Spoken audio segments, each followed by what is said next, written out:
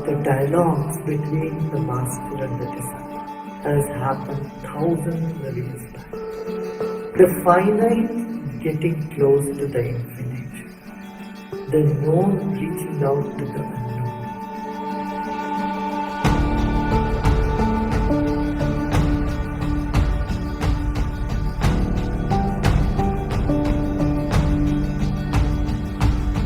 What exactly is enlightenment? Someone says, I am enlightened. No, that is not enlightenment. I and enlightenment cannot go together.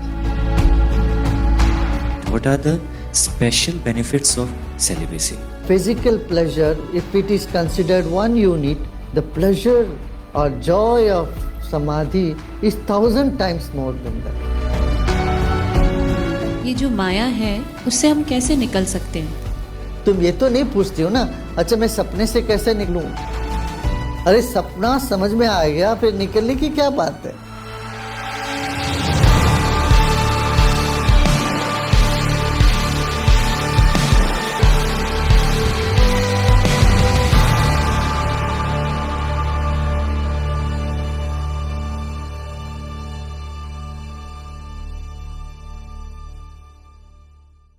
Gurudev, what exactly is enlightenment?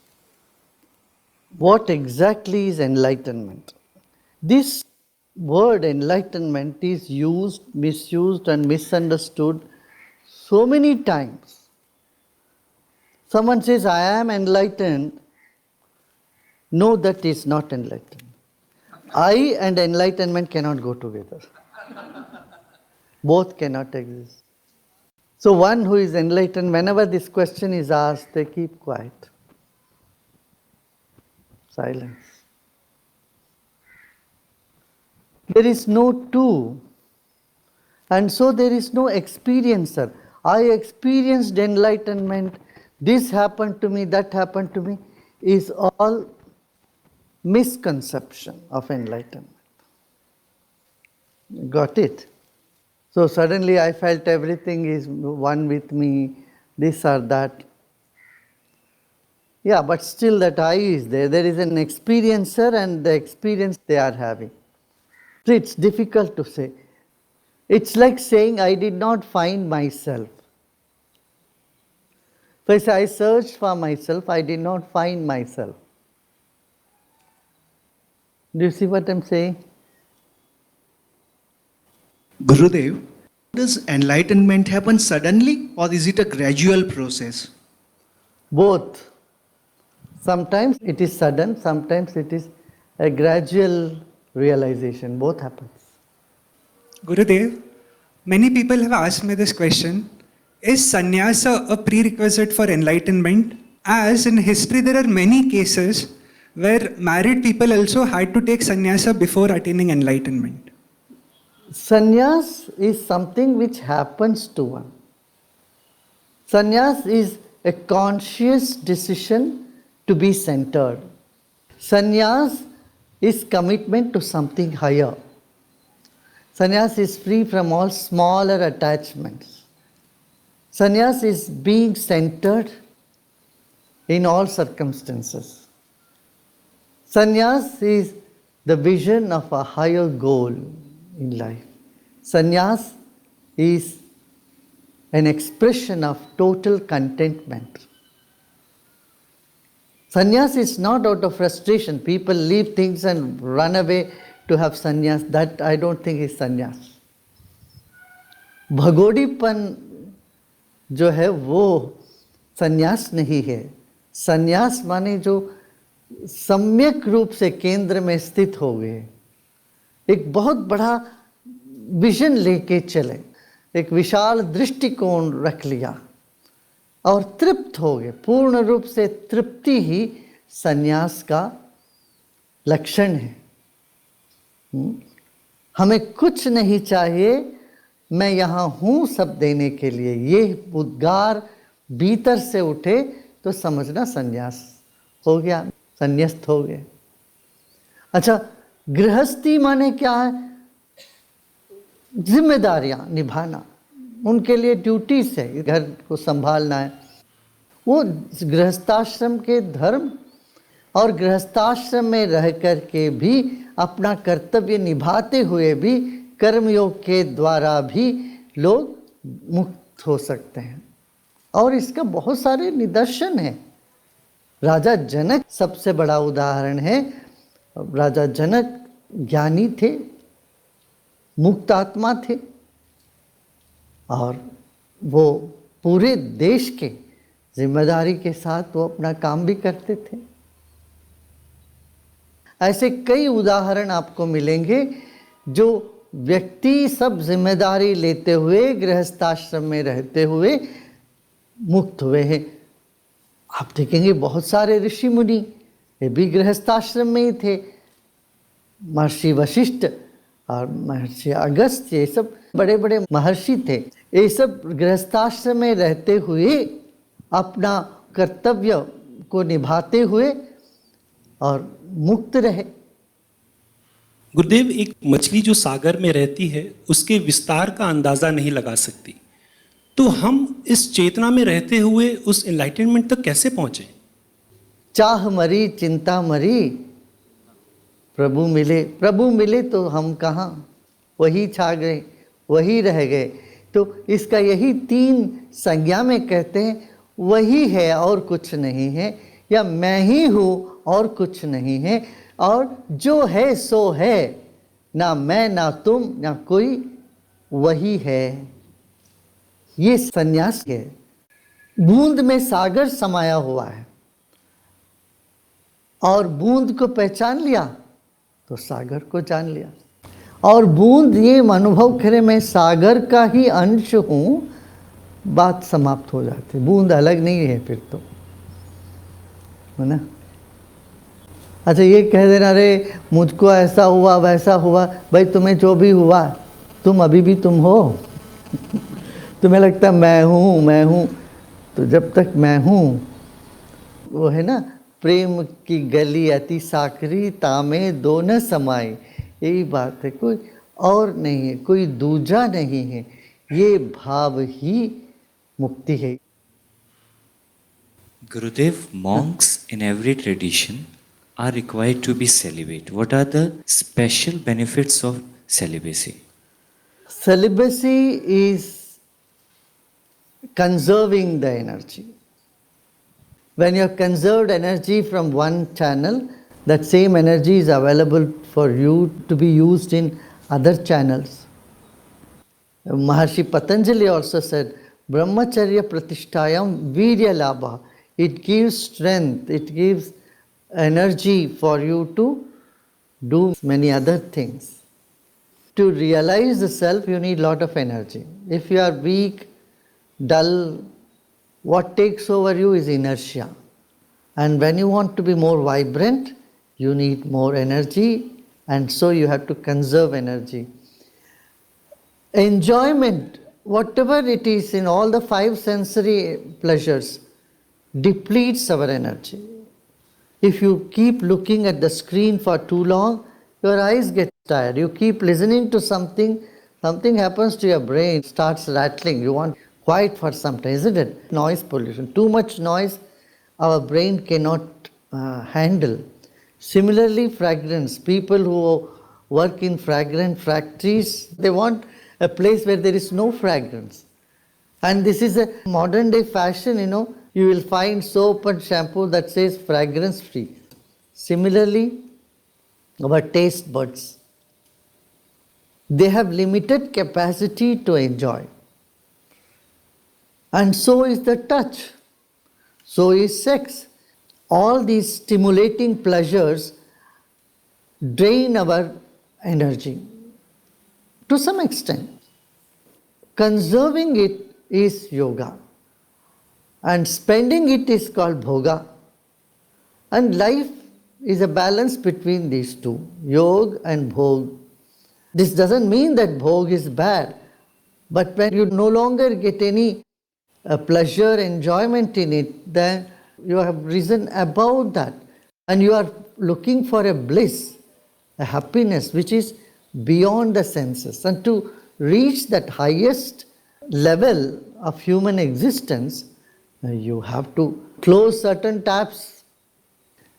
So the ancient people said so beautifully, physical pleasure, if it is considered one unit, the pleasure or joy of samadhi is 1,000 times more than that. When you aim at higher ananda, bliss, then you give up the small thing and it doesn't even feel like you are giving up. It is not a struggle for a sadhak to let go of small pleasures, isn't it? See, like a child is so hung up on chocolates and toffees, but as an adult, even it is offered, you say, no, thank you. It no longer gives you that much pleasure. Same in brahmacharya. Brahmacharya is two things. One, as a practice where you take certain vows and put a boundary around yourself. And the boundary helps you to grow. It's like a plant having a little fence around itself so that the goats don't come and eat it away. You take certain vow so that you don't drown in a habit of pleasures, habit of enjoyment. This is one level. This also helps a person to move forward. Second level is when small pleasures don't even matter to you because you got a vision of something higher. You got a taste of a higher bliss. You don't need to rub yourself against the skin to get a pleasure, but it's a pleasure which is even bigger. A glimpse of it makes the smaller pleasure irrelevant. It doesn't even matter to you. You know, when the sunlight is there so bright, a candle is not going to bring any more light to you. So if it is there, it's not there, it becomes irrelevant. This is a higher level of brahmacharya where pleasures are irrelevant to you. Gurudev, some sannyasis move in swanky cars, lead a lavish lifestyle. Isn't it opposite to the principle of sannyas? Some sannyasis move in fancy car and stay in 5-star hotels. See, do not judge someone by their outer behaviors. You have to see beyond that. I remember once Maharshi Mahesh Yogi Ji was staying in 5-star hotel in Bangalore in the 80s. That was the only 5-star hotel those days available. And the journalists came and asked, why are you staying in this 5-star hotel? And they all started asking questions like this, trying to attack him. He just smiled and said, is there any better place? You tell me, I'll stay there next time. Is there any better place? I'll stay there next time. Yes, a sannyasi is not hung over this car or that car. Oh, I have to go in bullock cart only or by paidali jayenge, tabhi I am sannyasi. Ye galat hai. Some people have this concept of sannyasi being like a bhikshuk sitting on the roadside. Begging is not the sign of greatness. Greatness is much bigger. Greatness is beyond riches or poverty. You cannot judge someone because they are rich, they are not enlightened, or because someone has chosen the path of poverty, so they are better. You cannot say these things. No. But if they are hung up over cars and all these things, then it's pitiable. That means their channels are not open. They have not had the highest experience of bliss. That is quite obvious. Gurudev, what are some pitfalls could derail a sannyasi from their path? Small temptations and egotism. Oh, I have big cars, I have a power and I have money. This is one type of egotism. And there is another type of egotism that says, see, I have renounced everything. There's nobody like me because I am the biggest tyagi or jnani, I am the most knowledgeable. This type of egotism can hurt a sannyasi. Egotism about his austerity, egotism about his good qualities, and comparison of his or her own qualities with others, all this can bring them down. गुरुदेव, ज्यादातर परंपराओं के अनुसार पुरुषों को ही संन्यास दिया जाता है। क्या प्रकृति के अनुसार भी संन्यास की यह प्रक्रिया स्त्रियों के तुलना में पुरुषों के लिए सहज है? बिल्कुल बिल्कुल है, बिल्कुल।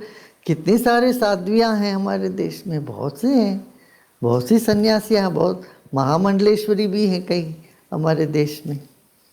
ऐसा नहीं, भारत में दोनों प्रथा है। कहीं बीच में ये कड़ी कहीं समाप्त होगी। खासतौर से मंदिरों में, पुजारियों में दोनों हुआ करते थे पहले। आज भी आप बाली जाओगे, छोटा सा द्वीप है, और वहाँ आप देखोगे पुरुष और स्त्री दोनों वहाँ के पुरोहित होते हैं। भारत में मध्यकाल में ये प्रथा कहीं लुप्त हो गई, बंद हो गया था ये, मगर ऐसा नहीं है। भारत देश में स्त्री का समान अधिकार नहीं बोलूँगा, एक दर्जा ऊंचा ही रखा गया है। गुरुदेव, does horoscope hold any significance when one has a living master in his life? Having a living master is really the best and the highest. But all these shastras, they only complement. If they contradict, then you only take the words of the Guru. Even Shastra says this. If there is a contradiction in the Shastras, then to Guru Vakyam Pramanam. Take the words of the Guru, that is the highest Pramanam. Shastras are there, all the ancient rishis have cognized various sciences. So, whether Jyotish or Vastu or Ayurveda or Gandharva, all this, the Vedic wisdom is very vast. They have their usefulness. But for sannyasi, sadhus, for people on the path, nothing is more relevant than bhakti. And this is what the Shastras also say. Bhakti remedifies all other doshas, shortcomings. Gurudev, do planetary positions affect an enlightened master? It's like asking, do weather affect? To a certain extent, weather affects everybody. I mean, if the season is cold, then even enlightened master can catch cold. If it's too hot, even he would feel hot. But he would neither run away from heat nor cold. So, at any cost, he will not lose his smile or his state of mind. All these things affect only on the body level. To some extent. If at all planetary position affect, that's all be in the benevolent manner. No malefic effects will happen. Gurudev, in astrology, they talk about planetary combinations that lead to sannyas. So, do planets determine whether we can successfully walk this path? Astrology is only an indication. It says this road leads to that area and these many diversions are there on the road. Now it is up to you to take the straight road or take diversion. Astrology is never a fatalistic science. It only gives a road map to you. So a GPS is not your journey. You are not bound by it. The choices are always there. And certain things are choiceless. That's why I say life is a combination of free will and destiny. There is always room for free will. And nobody can claim that everything is my free will. There are certain lampposts of destiny as well. That one has to accept in life. Like height and weight. Your height is destiny, your weight is your free will. Gurudev, we read in spiritual book that the whole world is unreal. However, living and non-living things appear real. Could you please help us understand this?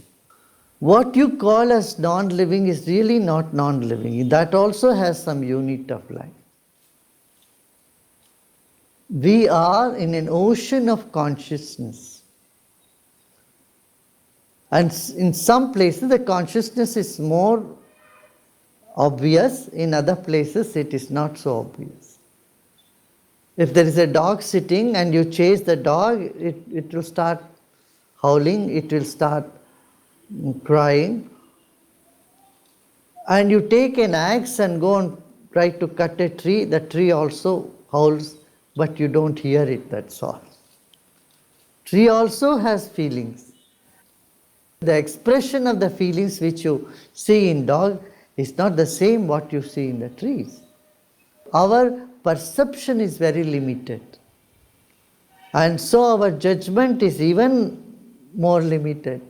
So with a limited perception and limited judgment, it's a partial knowledge, rather more ignorance than any knowledge in it. Yeah? गुरुदेव, ये जो माया है उससे हम कैसे निकल सकते हैं? माया जानते ही निकलने की चेष्टा नहीं करनी पड़ती है। इतना ही समझ में आना चाहिए माया है, सच नहीं है। तो माया से निकलने की चेष्टा कहाँ होगी? तुम ये तो नहीं पूछती हो ना, अच्छा मैं सपने से कैसे निकलूं? अरे सपना समझ में आ गया, फिर निकलने की क्या बात है? कुछ नहीं करना है, मस्त रहना है, आनंदित होना है। जब तक सपना सच लगते रहे तो घबराहट होती रही। मगर जिस क्षण सपने को सपना करके जान लिया, तब तो आप सपने से बाहर आ ही गए, जाग गए। तो यही हमको समझना है कि भागना नहीं, जागना है। माया से भागने वाले माया से कभी छुटकारा नहीं पा पाएंगे। क्यों माया में भाग रहे हैं ना, वो इससे बड़ी माया है। ये समझ में आ गया ये माया है तो जाग गए, जाग गए तो भागना कहाँ? फिर तो भीगेंगे, फिर भीगना है, आनंद में भीगना है। गुरुदेव, इस जन्म में अगर किसी को एनलाइटनमेंट प्राप्त हो गया और फिर वो अपनी इच्छा से वापस जन्म लेके आता है, तो भी क्या वो पॉसिबल है कि माया में फंस सकता है? भाई यहाँ तो सब संभावना है, मगर जहाँ तक हम जानते ही एक बार जो खिल गए और खुल गए परम के प्रति, वो फिर छोटी चीज़ों में पड़ेंगे ऐसा तो असंभव ही लगता है। मगर क्या कुछ कह नहीं सकते, हो भी सकता है। यदि होता है तो हमें सिर्फ आश्चर्य ही जताना पड़ेगा उस पर। तब अरे ऐसा भी हो सकता है क्या? इसीलिए जैन धर्म में स्यातवाद पर बहुत जोर दिया गया। कभी भी किसी की भी संभावनाओं को हम नकार नहीं सकते। प्रकृति में कुछ भी संभव है। फील्ड ऑफ ऑल पॉसिबिलिटीज बोलते हैं इसलिए। यह सर्व संभावना की क्षेत्र है। ऐसे नहीं होगा माने वो एक संभावना तो हमने बंद कर दी। चित्र विचित्र चीजें होती रहती है दुनिया में। ऐसे हो भी सकता है, कुछ हो भी सकता है। गुरुदेव, यदि एक सन्यासी और गृहस्थ गुरु के प्रति समान भाव रखते हैं, समान भक्ति रखते हैं, तो क्या मुक्त होने के लिए किसी की अधिक संभावना बढ़ जाती है?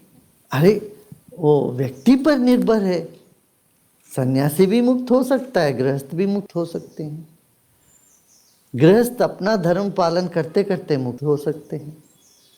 सन्यासी अपना धर्म निभाते निभाते मुक्त हो सकते हैं। इतना ही समझो, सन्यासी माने एक बड़ा गृहस्थ है, भगोड़ी नहीं है।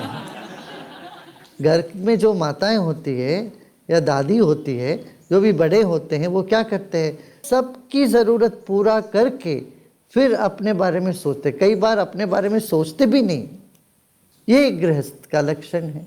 सन्यासी का लक्षण क्या है? वो अपना कुछ है ही नहीं, सबके बारे में सोचते रहते, सबका ख्याल रखते हैं और अपने लिए उनको कुछ करना ही नहीं है, तृप्त हैं। और ये सबसे बड़ा गृहस्थी होगा।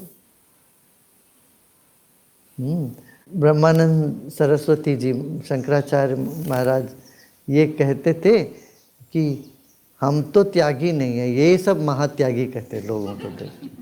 जो महान चीज़ को त्याग कर दिए वही महात्यागी है।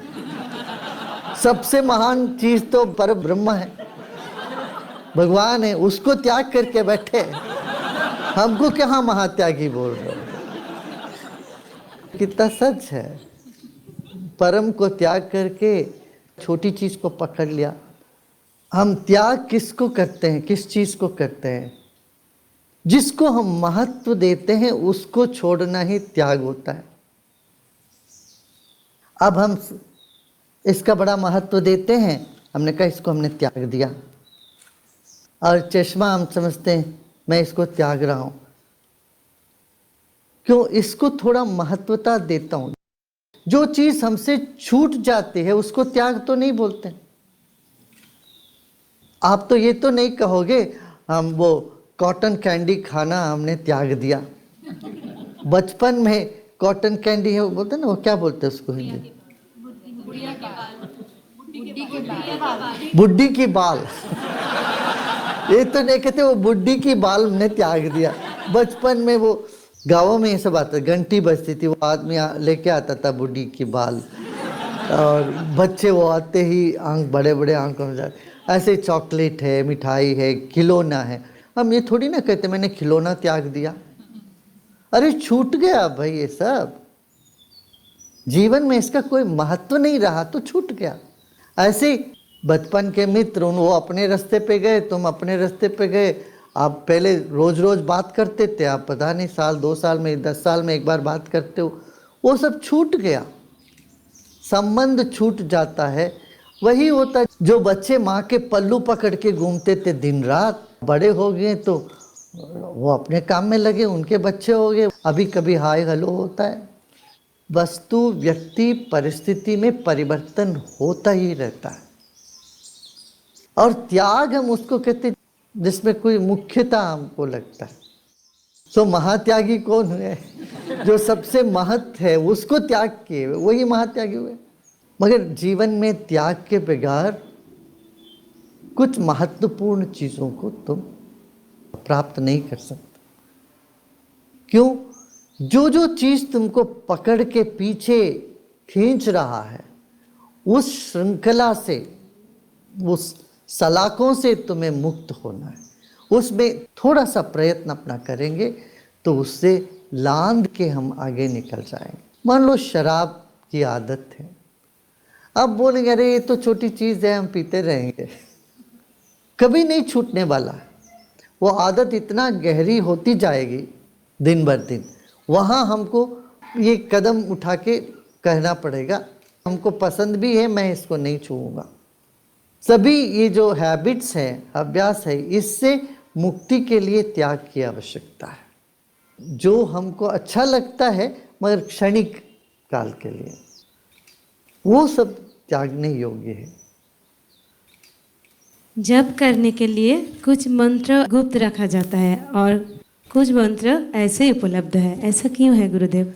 हाँ, जो गुप्त रखते हैं वो मन के भीतर चलने लगता है, बहुत गहराई में उतरने लगता है। इसलिए पाश्चात्य देश भी ये प्रथा है कि कन्फेशन, माने अपने भीतर जो भी चीज़ें मन को परेशान कर रही उन चीज़ों को व्यक्त कर दो, समर्पण कर दो। अपने यहाँ क्या करते हैं, सारी चीज़ें समर्पण कर दो, दोष को समर्पण कर दो। मगर मंत्र को हम गुप्त रखना चाहते हैं। क्यों?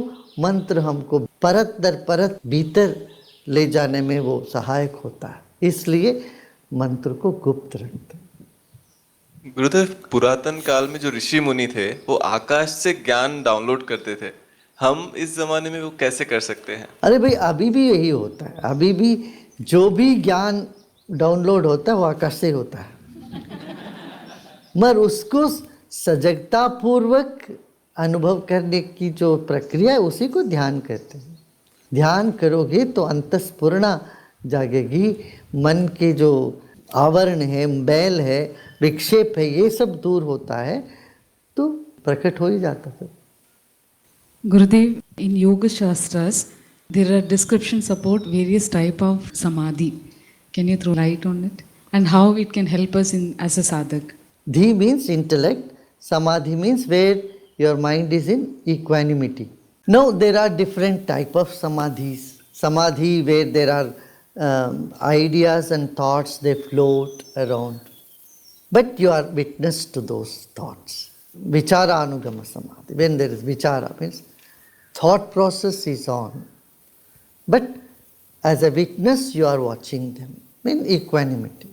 No thought process is creating any emotional disturbance inside of you. This is vichara anugama.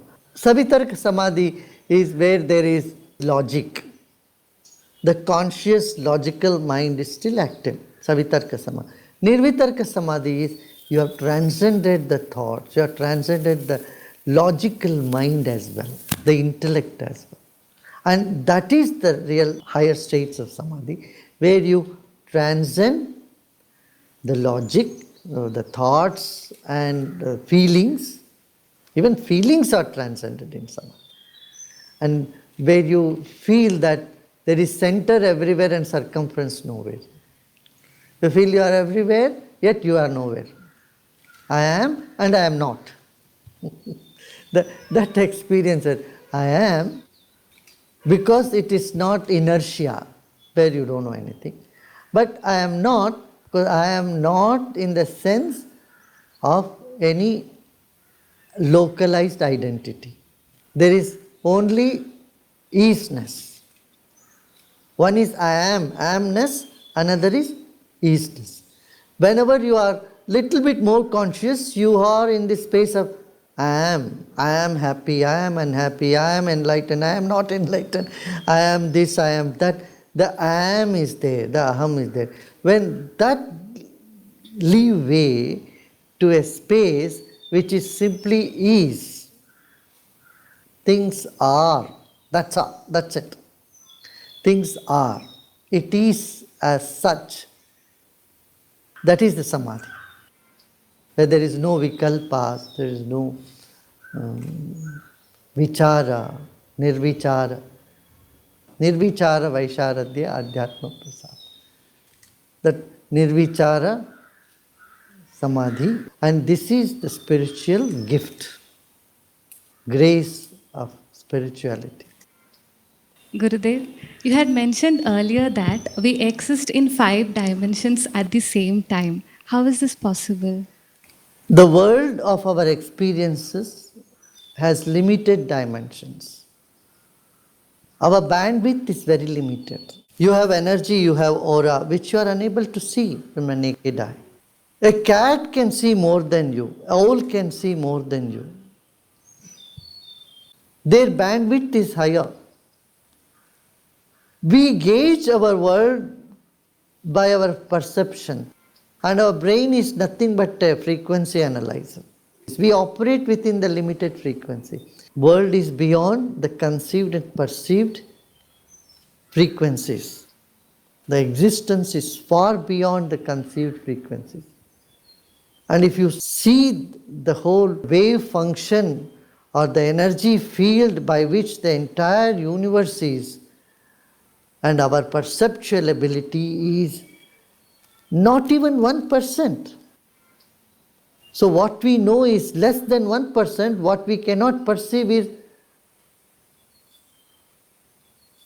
many times more than what we perceive. So in this sense, there are many dimensions, there are many shadows of yours. I hope one day science will discover all this. Science is already on this path of discovering more secrets. The more secrets are unveiled, the more unknown areas we encounter with. Gurudev, are siddhis like levitating and teleportation etc. real? Are they sign of progress on the path? You are physically levitating or doing some siddhis are not sign of your progress. They are skills. Like if you are asking me, is playing guitar sign of human being? I will have to say no. You can be a human being even without learning guitar. Yes, only human beings can play guitar. That's good. So people can exhibit extraordinary powers, and siddhis do manifest around enlightened people. But if someone claims, I am enlightened. Yeah, I have this siddhi. Stay away from. One who has real siddhis will never try to exhibit. Exhibition shows that they are not still out of Maya. The path of a seeker, many siddhis will come, many miracles happen. It's a normal thing. But if you are hanging on to it, I tell you, soon you will come down the ladder. One who aims at the ultimate will not get deviated by these miracles. But miracles are in abundance in life. Any devotee can vouch for it. You can fulfill so many people's wishes when you are on the path, when you are a sadhak, when you are a siddha. But you don't hang on to it. It's just by the way. It's a sort of side dish. You can't make it a main course. भोजन में चटनी की मात्रा अलग होती है, वैसे ये सब होनी चाहिए, ठीक है ना? गुरुदेव, माया का आधार परमेश्वर है, तो माया हमें भ्रमित क्यों करती है? ताकि तुम हो, इसीलिए तुम्हें भ्रमित करती है। जिस दिन तुम जाग के जानोगे मैं हूं ही नहीं है, सब कुछ ईश्वरी है, तब कहाँ माया रहेगी?